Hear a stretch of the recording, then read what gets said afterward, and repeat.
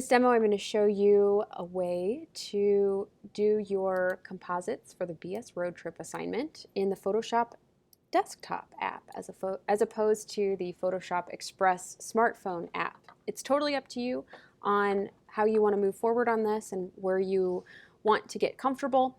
But in Photoshop, the first thing I need to do is go ahead and find both my selfie as well as my screenshot of my landscape, and I'm going to drag them directly into my Photoshop icon down here, or I can drag them into the Photoshop tab. Oops. There we go. So that should pull up my picture of my landscape, and in the case of this particular landscape, this is a section of the parking lot at West Edmonton Mall in Alberta, Canada, which is the largest shopping mall in the country. And then there's a picture of me that I just pulled onto the desktop here, which is a self-portrait, looking like I'm going somewhere. Got my gear, got my socks. It's good stuff. So there are some new selection options in Photoshop, which just came out in Photoshop 2022 and I believe 2023 as well, depending on what version you've got on your laptop. I'm still super new to these tools, but essentially Photoshop has gotten, like we talked about with the app, just super, super smart as far as finding various objects and isolating them from the background. So I'm going to try this first by clicking on the portrait, and I've got the little spinning wheel right now. Amazing. I literally just clicked on my face and Photoshop says, hey, we've got this, we've got the fur coat, we've got a nice separation between the hair. If I want to make any changes with this selection, I can hit Command plus to zoom in. And what I like to do if you want to be really precise about this, like for example, it's totally missing this part of my keyboard. It's missing the back of my head over here. If I want to get really precise with this, I can head over to, here I'll make this a little bit bigger. I can head over into Quickmask Mode, which isn't showing up here on the side here, so it's probably a tool that's not put in on the latest version of Photoshop. That's okay. I can go into Edit Toolbar. Any tools that I feel like should be there that I'm not seeing, I can go and find them from my Customize Toolbar menu. And still not, oh, here it is. This is the Quickmask Mode. It kind of looks like a camera with a little circle inside of it. Again, super small Adobe tabs here. Hopefully we'll disable shortcuts. Done. I can hit Q, which sometimes will bring me into Quickmask Mode, sometimes not. Yeah, I'm definitely missing Quickmask Mode on the new Photoshop toolbar. Here we go. It might also be because the projector screen has cropped off some of the tools. I'll hit Q. Again, here we go. Now it's working. So Q is hypothetically my shortcut to get to Quickmask Mode, and essentially what that's going to show you is what's selected versus what's in the background. And this is really useful if you like to work in collage or combining multiple photographs together and you want a more accurate selection of what's happening. Once I'm in Quickmask Mode, I can more directly edit my subject. So while I've got Q engaged, while I'm in Quickmask Mode, my background is highlighted over here. I can hit the B button, which is my brush tool shortcut, and I've got my brush tool over here on the side if you want to find it on your toolbar. And B, more often than not in photography editing, I'm using a brush tool to add or subtract from a selection more than I'm using it as like an MS Paint kind of tool and drawing big green lines over everything. If I hit B, I can use my brush and my bracket buttons, which are located under the delete button on your keyboard, the hard brackets to size up or size down that brush tool. And from there, you're noticing I'm brushing in the red, which is the opposite of what I want. So in order to invert my brush so that I'm brushing in the keyboard, I need to hit the X button. That's my keyboard shortcut. If you're writing down and keeping track of keyboard shortcuts, that's the X button. Or I can come down here and switch over my foreground and background with this little tiny dual arrow that says it's a toggle for switching foreground and background colors. So from there, I can kind of brush this in. What's really nice about the brush tool in Photoshop, and especially for creating a sense of realism, is that you can adjust the hardness or the softness of the outside of the brush or the feathering of the brush. Up here at the top with the size. The size I can toggle with my bracket keys, so I don't typically use the sizing parameter up here at the top. But the hardness, you know, right now it's set to 0, which is super soft. I might go for like a 75% hardness just so that I can get a really nice sense of realism in some of the edges here. And I'm going to show you another thing you can do with that. And I'll hit X because now I want to brush back in the background. I am editing a cell phone picture, and so the quality is cell phone quality, which for an iPhone 12 is pretty decent. When I zoom in, I'm not getting quite the same amount of detail as what I would get from a DSLR camera or anything like that. But again, for this project, this is totally acceptable. And still quite a few pixels. We'll see where we're at in a couple years from now as the iPhone continues to develop its amazing photography and video capabilities, its lens capabilities, all that good stuff. So now I've kind of cleaned up the image to where I'm a bit more satisfied with how that's laid out, and I can hit the Q button to get out of Quickmask Mode, and my selection has been updated. The other thing that I like to do if I'm working in the desktop version of Photoshop for really like more realistic, more three-dimensional selections and collages is instead of keeping the edge really harsh and raggedy around the outside of my picture or my selection, I will oftentimes go up and feather that edge. So I realize you can't see this part of my screen, but I'm going up to the very top bar where it says Select. So I'm clicking on Select, and then Modify, and then Feather. Select, Modify, Feather. And I can select a feather radius that's appropriate for my picture. In this case, I want a super soft feathering. This is just going to soften that outline so I don't get the jaggedy edges. I am not working with a whole, thousands on thousands of pixels because this is a cell phone camera. So I'm going to keep it light and just pick about a 3-pixel radius. Generally speaking, for feathering any edge, whether it's an iPhone or a DSLR camera picture working with pixels, I will never feather more than like 5 pixels. This is a really subtle way to add a sense of three-dimensionality.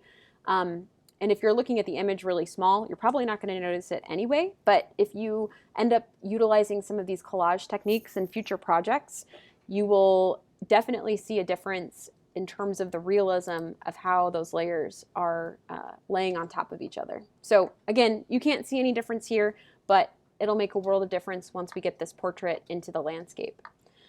So I've got my selection. If I want to be super cautious about everything in case I accidentally deselect it, I can also go up to Select and then Save Selection, and I can actually save this as the subject,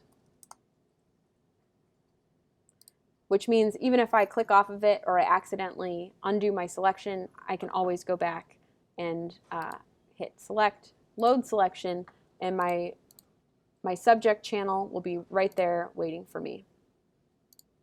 All right, last step, I'm going to hit Command C, which is copy. I could also go to Edit Copy, but keyboard shortcuts save me lots and lots of seconds, which turns into lots and lots of minutes, which turns into lots and lots of hours when you're doing a lot of work in Photoshop and reconstructing images for various clients. Keyboard shortcuts is where it's at. And hopefully, collectively, I save y'all many seconds of your lives as well. Command V to paste. That's fine. I'm going to run with it. And I've got my subject here on top of my amazing parking lot landscape, like ready to rock. This is great.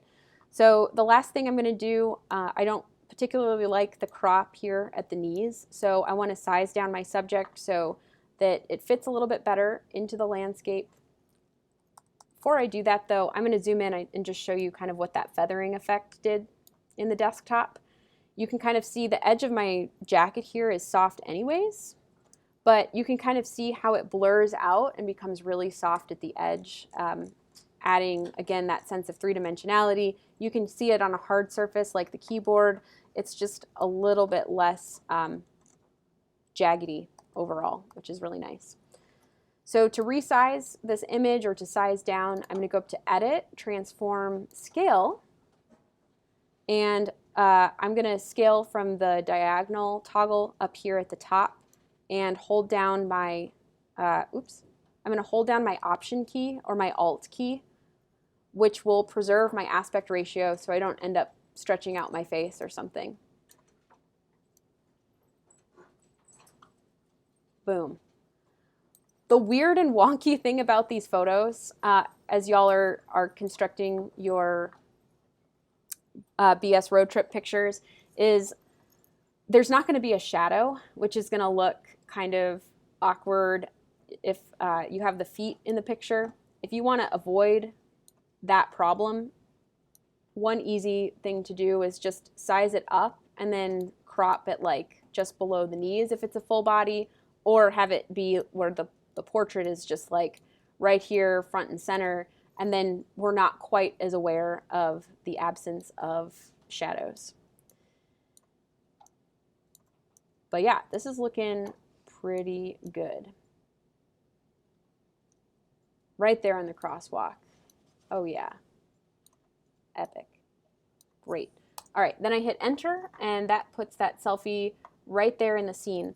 The last thing I'll show you, since we're here and since we've got the time and since we're almost wrapped up, is if you do want to get really technical and you want to add a realistic sense of shadow under your subject, if you do want to do some full body stuff and you want a way to do this, this is a technique that you're not going to be able to do in the Photoshop Express app. However, if you end up compositing on the Photoshop desktop, there's a way to do this that isn't a huge headache and you know, gives it a little bit more realism if you want to go this route.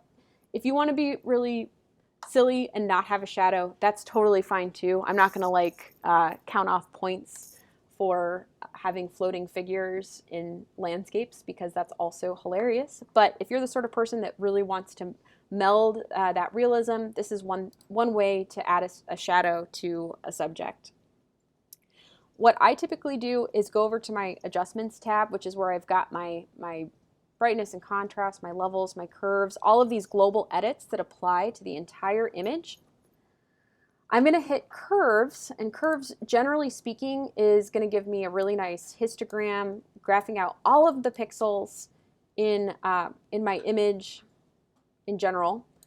I can expand this a little bit so you can see. I might have to pull it out. Here we go.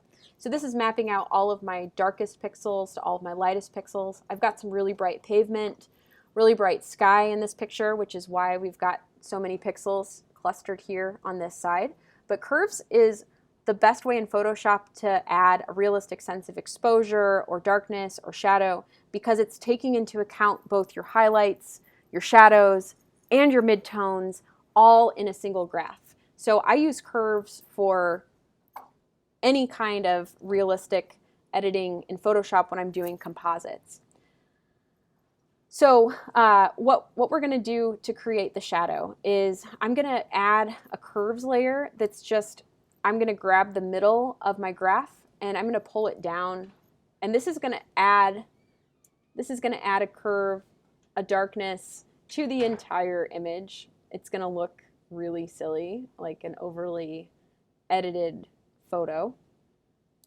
And I'm going to go back and kind of futz with this a little bit more as we go. But you can see, I'll mount that back up over here. I've just pulled that down and darkened everything. To get this to be just in a certain region, because I'm going to end up essentially painting in my shadow, I'm going to hit my I'm going to hit Shift and then F5, which is my keyboard shortcut to get to my fill in Photoshop. And I am going to fill it with black, which is telling Photoshop I want a big black screen over this entire effect, and I'm going to brush it in only where I want it. So that's Shift F5, you can hit OK, and now the curves is totally blacked out. The other place you can get to that edit fill is from the top bar under Edit and then Fill, and you can get to that Shift F5 from the top as well. But what's great about this is now that it is operating as a layer mask, I can navigate to my brush tool and brush in my shadow exactly where I want it. So I'm going to hit B for brush. I'm going to definitely make this a little bit bigger. And then I'm going to think about where the shadows are falling on the other objects in my scene. So it looks like the sun is actually kind of backlighting this picture, which is why in Google we've got this lovely lens flare in the sky over the parking lot. But I can also see that the shadows from these cherry pickers, it's all going towards me. So it wouldn't make sense for me to put my shadow here because that's not where the sun direction is. It would make a whole lot more sense for the shadow to kind of come forward. So if I hit Command plus, I can start to draw in, maybe I will go pretty light, around my shoes here, where this would actually hit.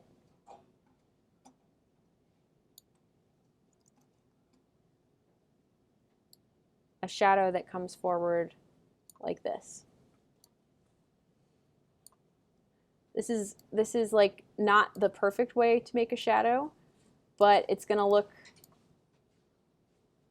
more realistic, and I can always edit it from here if I want to. But I'm basically just brushing in that curves layer that we made.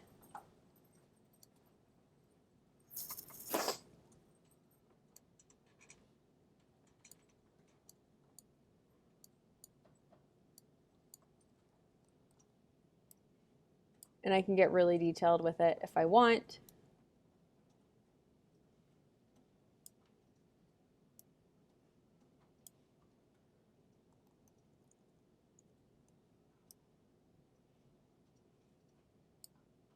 There we go. So now I've got a kind of cool, funky shadow underneath me. And what I might do is try to match the color tone of this layer to these, which has a little bit more blue purple, whereas this is a bit more yellow. The first thing I might do is just bring down the opacity of this curves layer so it's not quite as harsh. And then if I did want to bring it more over to the blue spectrum, I can hold down my command button, click on that curves layer. It's going to select that shadow very specifically.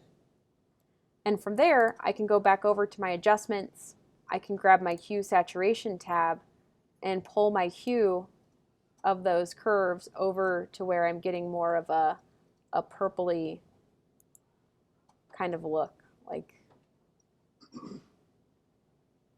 that. Again, this is its own layer. I don't need my shadow to be that purple, even though that's super cool. So I can bring down the opacity just of that hue saturation layer. Ooh. And now it's a little bit more purple and a bit less yellow. But I think for this project, I might go back and clean up some of the shadow here and maybe add more, depending on what feels right, but that's pretty cool. So from there in Photoshop, if I am all wrapped up, And I probably should have done this very initially, but I knew I wasn't going to be adding a whole lot of layers, so I didn't jump on it super fast. But I'm going to go into Save As. And in general, since I'm working on the computers that are in the labs between here and 311, I'm always going to click on Save on your computer.